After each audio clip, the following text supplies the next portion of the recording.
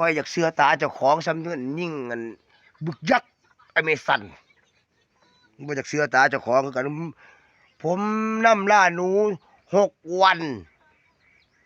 6 คืนแต่คืนที่เต็มวัน2 คืนแค่นั้นเต็มคืน1 คืนสว่าง1 วันเกือบเต็มคืนตี 4เมื่อคืนนี้1 ครั้งแล้วก็รวมแล้ว6 ครั้งล่าหนูนะตอนนี้หูจักบ่แล้วครับพี่น้องว่ามันอยู่ในใดหนูทั้งเบิดอยู่หันหนองหวายว่าได้อยู่แล้วว่า30 ขั้วน่าจะได้อยู่เป็นหนูที่ฉกาจฉกันเลยได้หนูแบบผ่านสงครามสมรภูมิมาเลยนะว่ามันหัวเมียงปันเขมรว่าง่ายหรอไปหัวเมียงขนาดอ้างแต่เมืองน้อยๆอ้างแต่เมืองน้อยๆอันเมืองใหญ่ๆพระบ่จักได้ว่าเขมรมันจะอ้างเจ้าของว่าเมืองน้อยๆเจ้าไม่เฮ็ดกับข่อยเจ้าผิดได้พูดหัวมันสำคัญกับหนูครับผมหนูนี่ก็ลังมาแต่พูดขั้วเหยียบแตกแต่แล่นมากครับกระบือใหญ่รถถังยิ่งเป็นยิ่งรถถังกระบือใหญ่เหยียบแหลกบินขวามมาพี่อยู่บ่ได้จัดไปเมื่อคืนนี่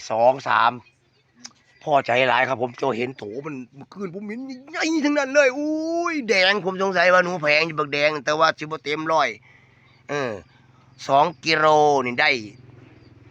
บ่เต็ม100หมายถึงว่าหนูแพงแต่มันบ่ว่าท่านบดใหญ่บดโทนผมคิดว่าหนูแพง3 โลขึ้นอยู่แล้วนะครับเปื่อยๆอยู่แล้วผมก็เคยได้แต่ผมบ่เคยมีตาสั่งข้าวตะกี้ดะอ้ายดอกเป็นผู้ใดเว้นผมได้เว้าโตดเนาะอ้ายเป็นผู้ใดผมก็โอ้โหคลิปนี้มันยาวไปเลยนะยาวมันโลดยาวมันพร้อมพุ่นเพราะว่ามันเดือดพี่น้องอุ้ย